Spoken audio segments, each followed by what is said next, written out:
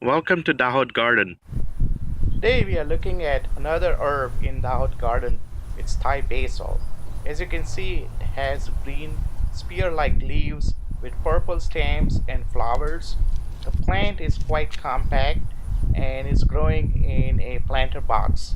I got a seedling from one of the big box stores and I transplanted in this planter around mid-May this year after our last frost.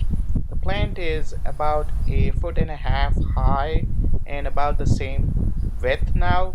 It needs a good amount of full sun and really enjoys moisture.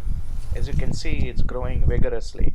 A note here: during the hot summer days, as they are very common in zone 6 here in Kansas, you may find that the leaves are wilting, but there is nothing to be really deeply concerned about if you have a good nutrient rich soil and you water it on a regular schedule. If you see that the leaves are wilting too much, just give a good dose of water and they should perk up. Uh, it does not like cold weather at all, and it's highly unlikely to survive frost. Therefore, it's mostly grown in home gardens as an annual, although it's a perennial, and it can be winterized and reused the next year.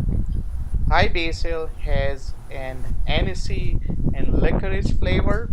It's quite potent. A few leaves should take you a long way.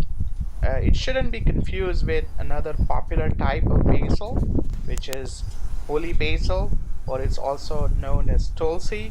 Holy basil has a peppery flavor. We use it. We use Thai basil in soups, as is typically used in Vietnamese pho, in Asian Thai stir fries.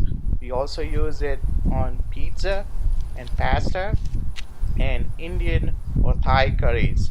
It adds a nice aroma and a delicious flavor. You can also do a nice pesto out of it. The flowers are also edible, and at the very least, they add a decorative touch in garnishing. Here is another Thai basil plant growing in an 8-inch pot. I started this from one of the stems from the plant growing in my planter box. As you can see, it's also doing quite well. Here are a couple of examples of how we use Thai basil in the last week or so. The first one is an Indian curry, and as you can see, we have garnished it with Thai basil leaves and flowers. The next one is a pasta. We used it in the sauce for the pasta.